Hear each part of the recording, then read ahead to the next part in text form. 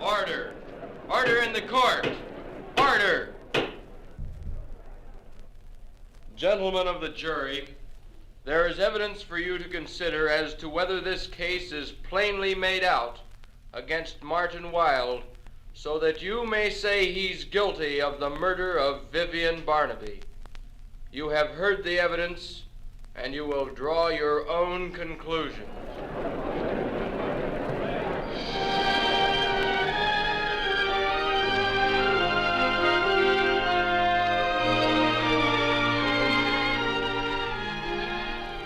The world's best short stories invite you to hear by tape recording Agatha Christie's story, The Sign in the Sky. On trial is a man accused of murder. The jury is absent a little less than half an hour. They return the verdict that to everyone has seemed a foregone conclusion. The verdict of guilty.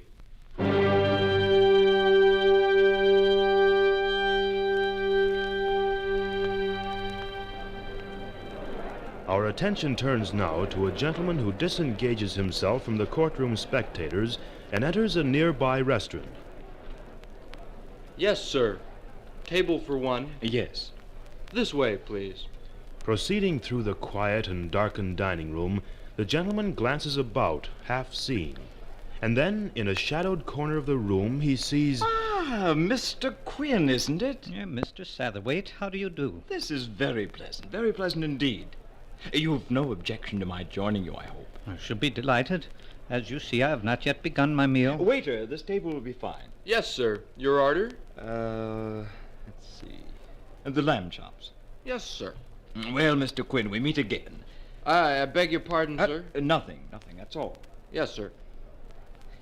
It's been quite some time since we've met.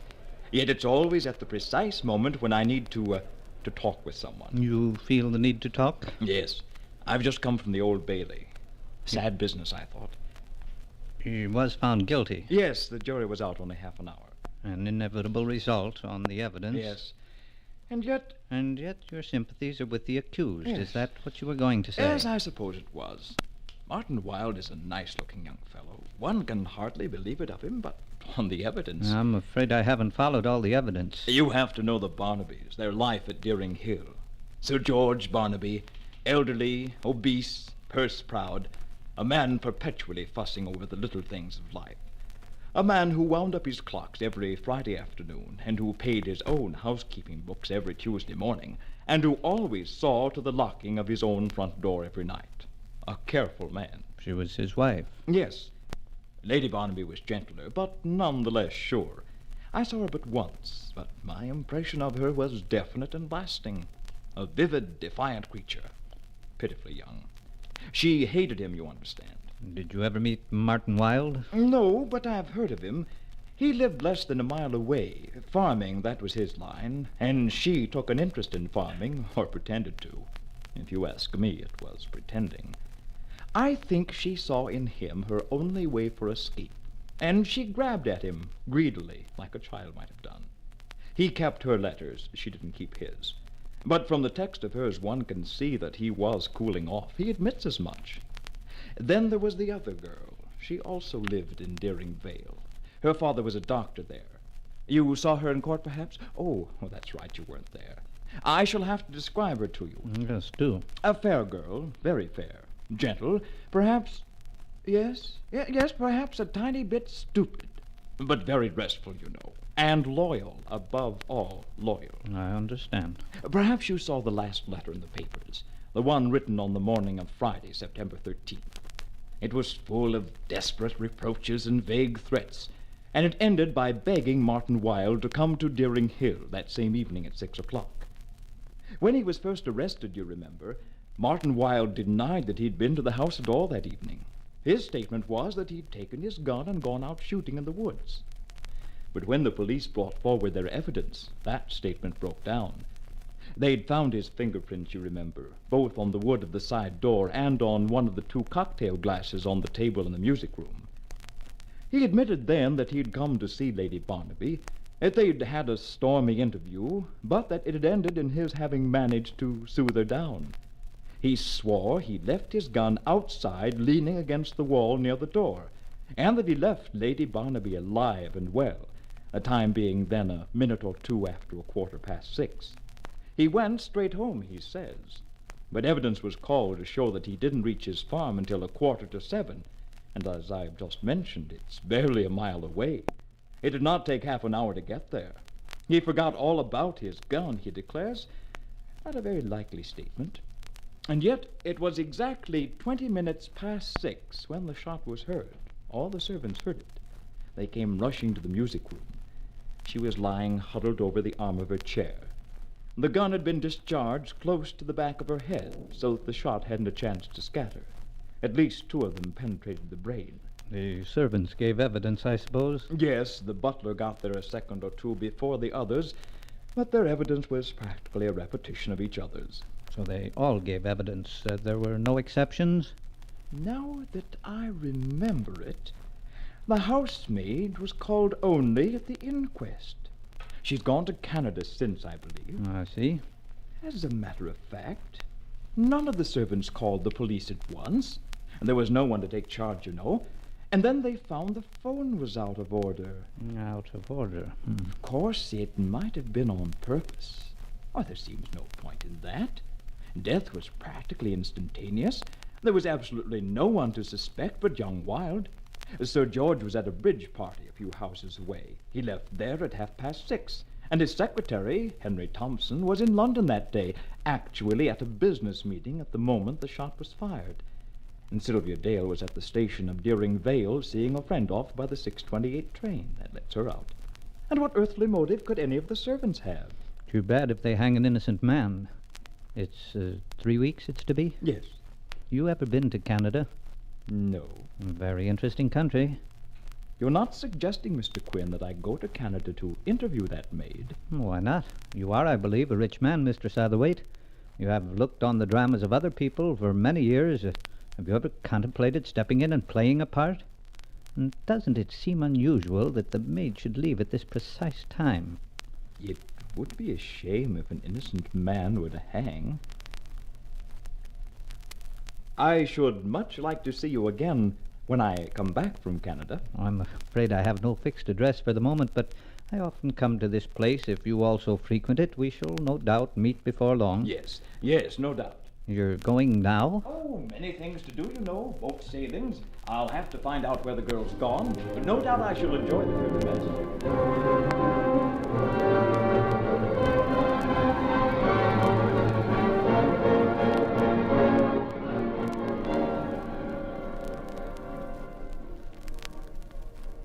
You are Louisa Bullard? Yes? I'm Mr. Satterthwaite.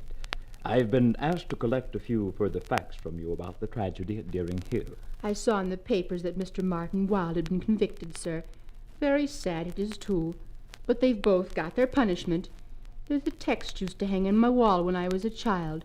God does not mock. And it's very true.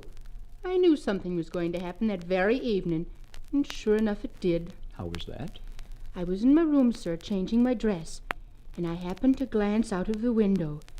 There was a train coming along, and the white smoke rose up in the air, and if you'll believe me, it formed itself into the sign of a gigantic hand, an omen it was. And at that very minute I heard the shot. Friday the 13th. Not many people know where you went. I had trouble finding your address. Yes, they told me not to write to anyone for fear of getting in trouble with the immigration authorities. How did you happen to come here, Louisa? Well, the wages were so attractive I couldn't resist. And, well, it was Mr. Thompson that told me of the job.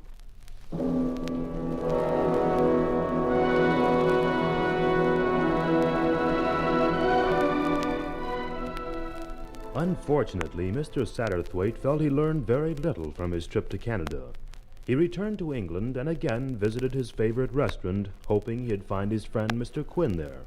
And just as before, he caught sight of the slim figure sitting alone back in the shadow. A strange person, this Mr. Quinn, with a knack of showing you the things you had known all along in a totally different light.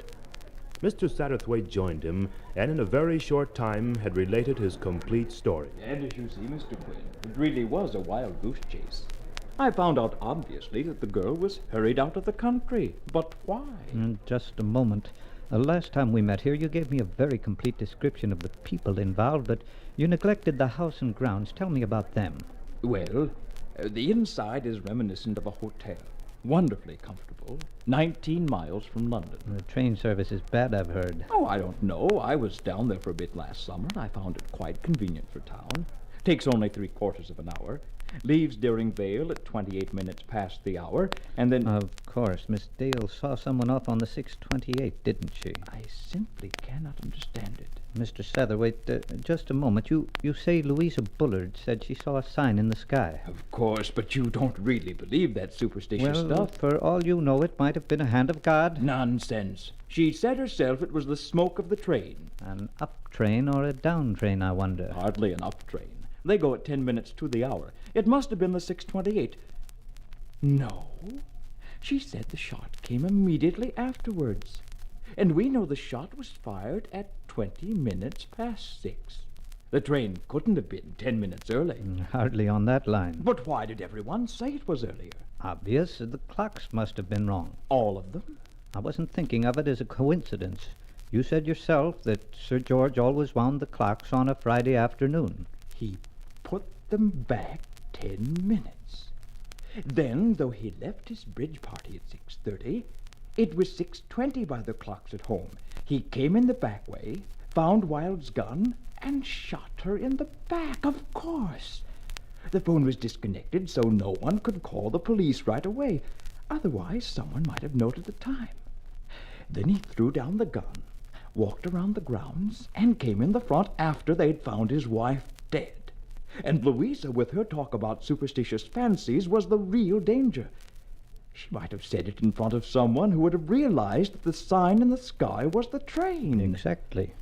But whom should I see? How about Sylvia Dale? She should be interested in Wilde. Well, she does seem a little stupid. And she has a father and brothers who will take the necessary steps. Yes, of course. She's the one. I'll find her. But, Miss Dale, I insist that is not the right way to go about things. After what you've told me, I have to see him myself. But this seems to be a matter for a man or the police. No, I'm going to see Sir George Barnaby myself.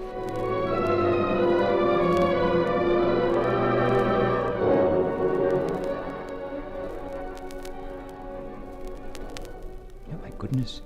She's been gone almost half an hour. I wonder if I should notify the police. Perhaps I should go after her. Oh, my goodness. Oh, Miss Dale! Miss Dale! Over here, please, over here.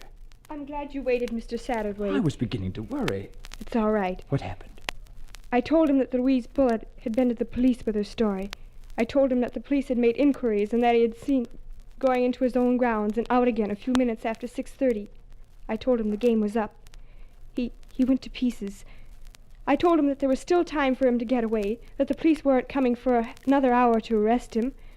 I said if he'd sign a confession that he'd killed Vivian, I'd do nothing, but that if he didn't, I'd scream and tell the whole building the truth. He was so panicky that he didn't know what he was doing, and he signed the paper. Here, take it. You know what to do with it so that they'll set Martin free. He actually signed it. He's a little stupid, you know. So am I. That's why I know how stupid people behave. We get rattled, you know, and then we do the wrong thing and are sorry afterwards. Come, you need something to pull yourself together. There's a restaurant near here, a favorite place of mine. All right.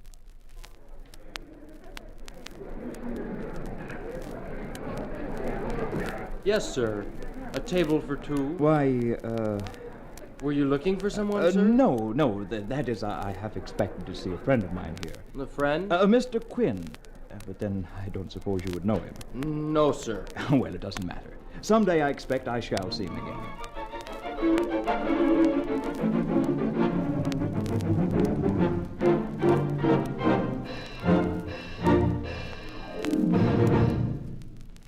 You've been listening to The Sign in the Sky by Agatha Christie, another of the world's best short stories.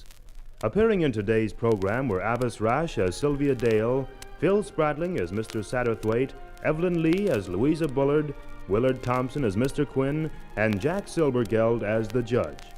This is Dave Gray speaking and inviting you to be with us again next week at this same time for another of the world's best short stories.